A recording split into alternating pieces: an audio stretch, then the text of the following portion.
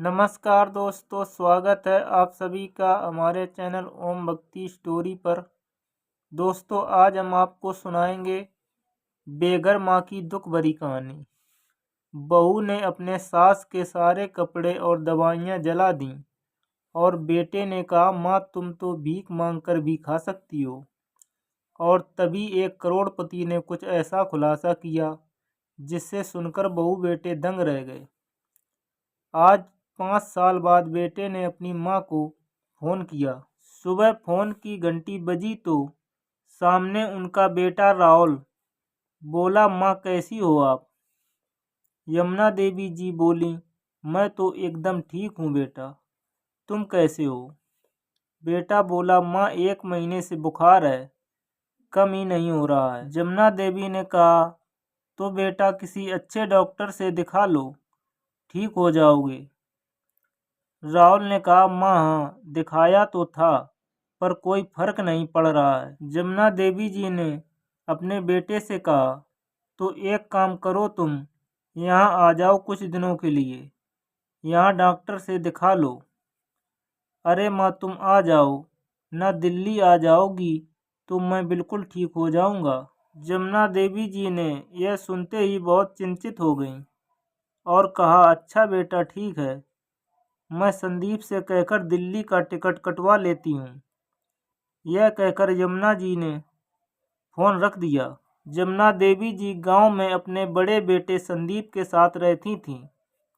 उनके पति को गुजरे हुए 2 महीने हो गए थे। तब उन्होंने बीमा के पैसे मिले थे। अब दोनों बेटों की नज़र उस बीमा के पैसों पर थी, ना कि उन्हें माँ से प्यार था, वो तो बस दिखावा था। पर एक माँ की ममता उनकी बातों से बिल्कुल अनजान थी।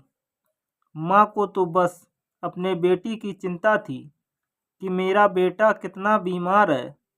तभी आज 5 सालों में छोटे बेटे ने माँ को अपने पास बुलाया था। लेकिन यमुना देवी जी ने सोचा, चलो अच्छा है, रोज रोज बड़े बेटे के तिरस्कार से तो मुक्ति मिलेगी, जो दिन भर यही कहता रहता था कि माँ का नौकरों की तरह काम करने पर भी 2 टाइम की रोटी भी 10 बातें सुनने के बाद मिलती थी। इसलिए यमुना देवी जी ने सोचा कि दिल्ली चली जाऊंगी तो इस सब से छुटकारा मिल जाएगा। यह सोच ही रही थी कि तभी उनका बेटा संदीप घर आया तो यमुना जी ने बहुत ही दुखी मन से संदीप से कहा, संदीप कल मेरे दिल्ली जाने का टिकट कटवा देना। संदीप बोला, क्यों माँ? तब यमुना जी ने कहा, बेटे तुम्हारे भाई की तबीयत ठीक नहीं है, बहुत बीमार है, मुझे अपने पास बुला रहा है, कह रहा है कि माँ तुम यहाँ आ जाओगी तो मैं बिल्कुल ठीक हो जाऊँगा। यह सुनते ही संदीप बहुत गुस्से में हो गया और अपनी माँ से बदतमीजी से बात करने लगा। बोला, इन 5 सालों में तो आपके छोटे बेटे ने कभी आपको दिल्ली नहीं बुलाया और अब बीमा के पैसे मिले हैं तो वो आपको दिल्ली बुलाना चाहता है। अच्छा, मैं समझ गया कि उनकी नज़र तुम्हारे पैसों पर है। तब यमुना देवी जी बोली, नहीं बेटा, ऐसी कोई बात नहीं है, उनकी तबीयत ठीक नहीं है, इसलिए वो दिल्ली बुला रहा है मुझे। ठीक है माँ, मैं दिल्ली का टिकट कटवा दूंगा, लेकिन आपको मुझे पैसे देकर जाने होंगे। क्या पता वहाँ जाकर आप सारे पैसे राहुल को दे दें तो। इतना खर्चा तो हमने उठाया है और पैसे लेकर जाएगा वो, और आप सारे पैसे उस छोटे बेटे को दे देंगी। आपको मुझे भी देना होगा, इसके बाद ही मैं दिल्ली का टिकट कटवाऊंगा। तब यमुना जी बोली, कैसी बात कर रहा है तू? वहाँ तेरे भाई की तबीयत खराब है और तुझे पैसों की पड़ी है। ठीक है, मैं तुझे बीमा के पैसे देकर जाऊंगी। अब बस तू मेरा जल्दी से दिल्ली जाने का टिकट कटवा दे। मेरा जी बहुत घबरा रहा है, पता नहीं मेरा बेटा किस हाल में है। यह सुनते ही संदीप बहुत खुश हुआ। उसके पैर तो जमीन पर पड़ ही नहीं रहे थे। आधे पैसे की बात सुनकर संदीप माँ को दूसरे दिन दिल्ली जाने के लिए स्टेशन पर छोड़ आता है। रास्ते में जाते ही यमुना जी दिल्ली पहुंचने का बेसब्री से इंतज़ार कर रही थीं। सोच रही थीं कि यह ट्रेन कब चलती जाएगी। ऐसा लग ही नहीं रहा है कि आज मैं ट्रेन में बैठी हूँ। लग रहा है जैसे मैं महीनों से ट्रेन में बैठी हूँ। यह ट्रेन है जो दिल्ली पहुंचने का नाम ही नहीं ले रही है। माँ की ममता देखिए। अपने बेटे से मिलने के लिए उसे एक दिन का समय महीनों जैसा लग रहा है। दिल्ली पहुंचने पर राहुल की पत्नी यमुना जी से स्टेशन पर लेने आती है। थोड़ी देर बाद दोनों ऑटो से घर पहुंचते हैं। यमुना जी घर आते ही अपने बेटे राहुल से मिलती है और कहती है, देख बेटा, मैं आ गई हूँ। अब तेरी खूब सेवा करूँगी। तू जल्दी ठीक हो जाएगा। तभी उनकी बहू राधा बोली, माँ जी, इनको सेवा की नहीं, दवा की ज़रूरत है। सेवा से अगर ये ठीक हो जाते तो मैं भी इनकी सेवा कर रही हूँ। इस पर जमुना देवी जी ने कहा, तो दवाई क्यों नहीं दे रही हो? दवाई दो। इस पर बहू भड़क गई और बोली, माँ जी, पैसे होते तभी तो दवाई लाऊंगी। 3 महीने से आपके बेटे घर पर बैठे हैं। 3 महीने से ये बीमार चल रहे हैं, ऑफिस नहीं जा रहे हैं। कहाँ से पैसे आएंगे? और पैसे नहीं हैं तो दवाई कहाँ से आएगी? अपनी बहू की बात सुनकर जमुना देवी जी कहती हैं, तू रुक, पैसे मैं देती हूँ। तू जल्दी से जाकर दवाई लेकर आ। यह कहकर जमुना जी अपने पर्स से पैसे निकालकर अपनी बहू को दे देती हैं। थोड़ी देर बाद बहू दवाई लेकर आती है और जमुना देवी जी बड़े ही प्यार से अपने बेटे को दवाई देती हैं। जमुना जी फ्रेश होने के लिए बाथरूम में चली जाती हैं। अब इधर दोनों बहू बेटे एक दूसरे से इशारा करते हैं और बहुत खुश होते हैं। इशारों का मतलब साफ था कि उन्होंने बहाना बनाया था। राहुल ने कहा, अरे यार, ये तो माँ है, मुझे झूठ मूठ की दवाई खिलाकर मार ही डालेगी। चिंता क्यों करते हो? ये सब विटामिन्स की गोलियां हैं, इनसे कोई दिक्कत नहीं होगी। अब ऐसी बातें करते करते दोनों पति पत्नी हंसने लगते हैं। उस बेचारी माँ को दुखी आंखों से लूट रहे थे। अब तो राहुल की हर दम की आदत हो गई थी। हर वक्त अपनी माँ से पैसा मांगा करता था और यमुना जी बड़े खुशी से पैसे दे दिया करती थी। वो तो सोचती थी कि मेरा बेटा 3 महीने से जॉब नहीं कर रहा है, बीमार है, तो उसकी मदद करना हमारा फर्ज है। अब इस तरीके से धीरे धीरे राहुल की आदत और भी बिगड़ती जाती है। अपनी माँ से पैसे मांगता ही जाता है। अब तो किसी न किसी बहाने से राहुल पैसे लेता ही रहता है। और एक दिन सुबह सुबह टीवी पर न्यूज़ आती है कि पूरे देश में 2 महीने के लिए लॉकडाउन घोषित कर दिया गया है। तभी उसका बेटा राहुल सर पकड़कर बैठ जाता है और बोलता है, अब इन 2 महीनों में घर का खर्चा कैसे चलेगा? माँ, तुम्हारे पास कुछ पैसे हैं क्या? इस पर जमुना देवी जी ने कहा, बेटे, मेरे पास कहाँ है? मेरे पास तो गांव जाने के लिए टिकट का भी पैसा नहीं है। मैंने सारे पैसे तो तुझे दे दिए। मेरे पास अब एक भी पैसा नहीं है। अपनी माँ की बात सुनकर राहुल एकदम से गुस्सा जाता है और गुस्से में सामान तोड़ने फोड़ने लगता है और कहता है, माँ, तुमने सारा पैसा भैया को दे दिया है और मैंने तुमसे कितना पैसा लिया है? 1000 2000, बस इतना ही ना। और तुम मुझसे कह रही हो कि पैसा खत्म हो गया है। मुझे तो लगता है कि तुम सारा पैसा भैया को देकर आई हो और मुझसे बहाने बना रही हो। तुम्हें दिखाई नहीं देता तुम्हारा बेटा बेरोजगार है, 3 महीने से काम पर नहीं जा पा रहा है, काम से निकाल दिया गया है और यहाँ 2 महीने का लॉकडाउन लग गया है। तुम माँ हो कि जल्लाद? तुम सारा पैसा अपने बड़े बेटे को देकर आई हो, तो जाओ अपने बड़े बेटे के पास ही जाओ, वहीं पर रहो। अपने बेटे की बात सुनकर जमुना जी रोने लगती हैं और कहती हैं, तुम लोगों ने तो अपने ऐशो आराम दिखावे में पैसे खर्च कर दिए।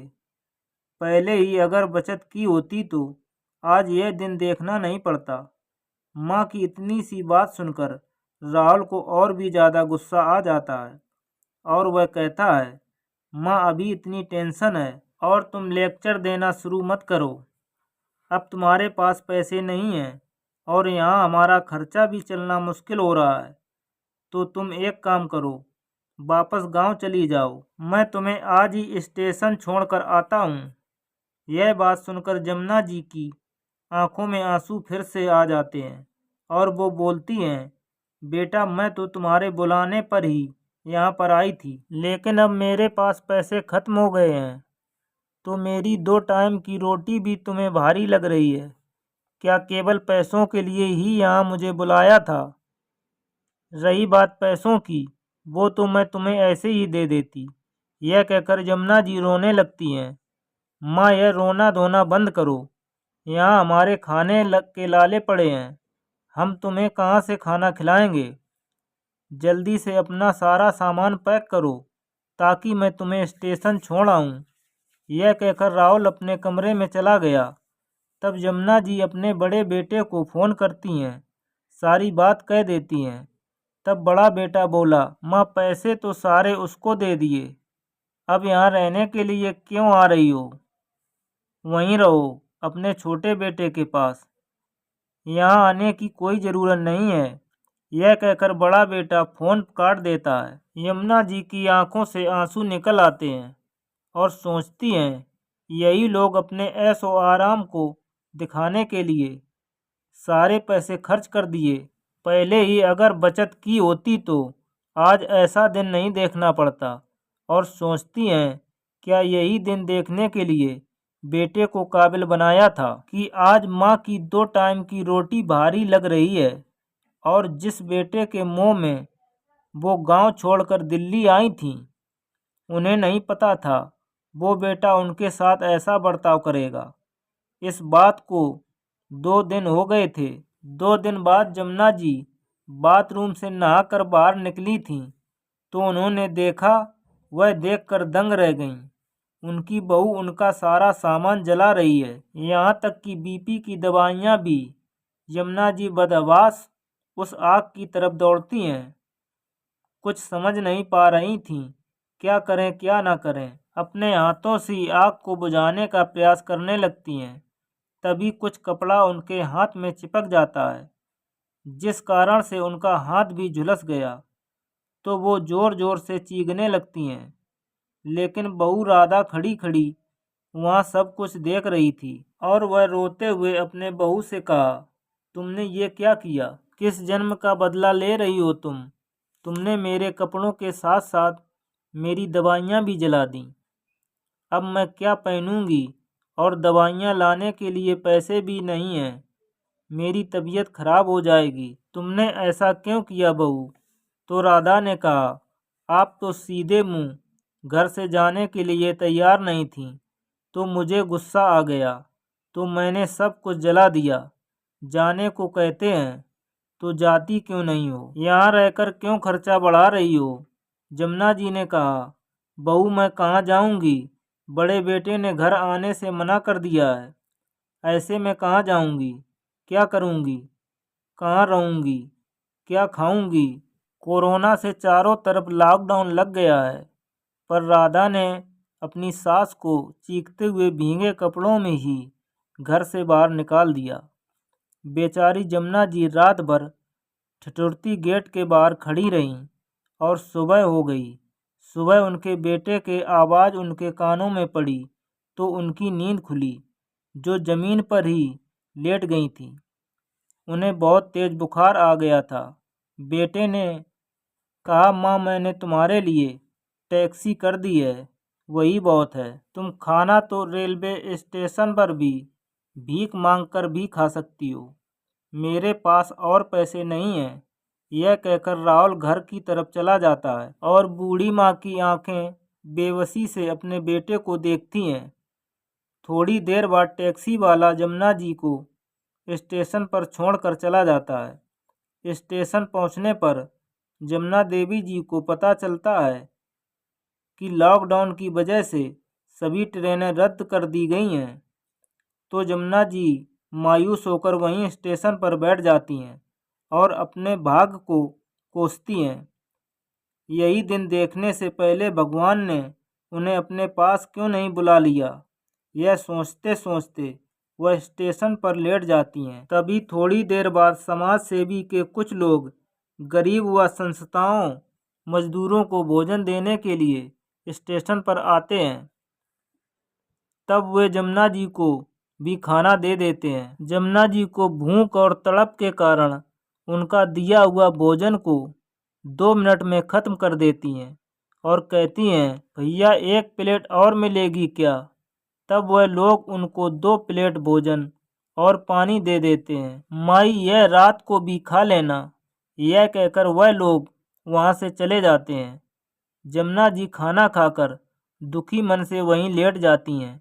1 घंटे बाद रेलवे स्टेशन की कंडीशन जानने के लिए वहाँ रिपोर्टर आते हैं और वह लोग आकर आसपास स्टेशन पर बैठे हुए उनकी क्या हालत है यह जानने के लिए आए होते हैं।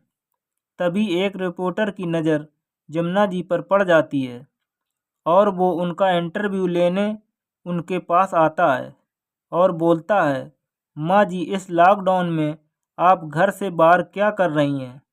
तब जमुना जी सारी बात उस रिपोर्टर को बता देती हैं। सारी बात सुनने के बाद रिपोर्टर की आंखों में आंसू आ जाते हैं। तब वो रिपोर्टर उनको पास के ही एक वृद्धा आश्रम में ले जाता है और कहता है, जब तक आपके परिवार वालों को सज़ा नहीं मिलती तब तक आप यहीं आराम से रह सकती हो। तो जमुना जी कहती हैं, मुझे किसी को सज़ा नहीं दिलवानी है, उनके कर्मों की सज़ा उन्हें भगवान खुद देगा, लेकिन मैं अब उस नरक में नहीं जाऊंगी, मैं अब यहीं अनाथ आश्रम में रह लूँगी।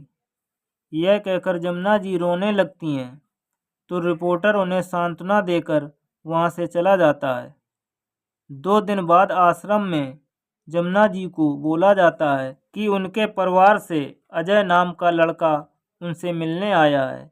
यह सुनकर जमुना जी सोच में पड़ जाती हैं कि वह किसी अजय नाम के लड़के को जानती नहीं, तो फिर उन्हें लेने के लिए कौन आया होगा। वो यह सब सोच रही होती हैं कि 35 वर्ष बाद एक युवा उनके पास आता है और बोलता है, चलो माँ जी अपने घर। तो यमुना जी उसको आश्चर्य से होकर देखती हैं और बोलती हैं, बेटा मैंने तुमको पहचाना नहीं। तो वह लड़का बोला, माँ जी मैंने कल आपका इंटरव्यू टीवी पर देखा। जिन लोगों की माँ होती है उन लोगों को माँ की कदर नहीं होती है। मैं और मेरी पत्नी अनाथ हैं, मुझे पता है माँ क्या चीज़ होती है, इसलिए मेरे परिवार को एक माँ की ज़रूरत है जिससे मेरे बच्चे को दादी का प्यार मिल सके। इसलिए आज से आप मेरी माँ हो, इसलिए आज से आप मेरे साथ रहेंगी। पीछे की ओर इशारा करते हुए वह युवक बोला, देखो माँ, वह आपकी बहू आपका बेटा जो आपको अपने साथ ले जाने के लिए इंतज़ार कर रहे हैं। यह सुनकर यमुना जी की आंखों में बड़ी बड़ी अश्रुधारा बहने लगती है और वो सोचती हैं कि एक मेरे बेटे बहू हैं जो मुझे रास्ते पर छोड़ गए हैं और यह एक बेटा है जो माँ के प्यार के लिए एक बूढ़ी औरत को अपने साथ ले जा रहा है। आज के ज़माने में सब बुजुर्गों को वृद्धा आश्रम में छोड़ने आते हैं। आज पहली बार कोई व्यक्ति अनाथ आश्रम से बूढ़ी माँ को घर ले जाने आया है। सच में दुनिया में थोड़ी बहुत इंसानियत आज भी बाकी है। यह सोचते हुए जमुना जी अपने नए परिवार के साथ चली जाती हैं। पिछले गमों को भुलाकर अपने नए बेटे के साथ खुशी खुशी जीवन बिताने लगती हैं। तो दोस्तों यह थी एक माँ की कहानी। प्रिय दोस्तों, यह कहानी हमें सीख देती है, हमें किसी भी हाल में अपने माँ बाप को नहीं छोड़ना चाहिए। जिसके पास माँ नहीं है वह माँ के लिए तरसता है और जिसके पास माँ है वह माँ की कदर नहीं करता। अगर आपको हमारी कहानी पसंद आई हो तो उस माँ के लिए एक लाइक ज़रूर करना और प्लीज़ हमारे चैनल को सब्सक्राइब करना। धन्यवाद।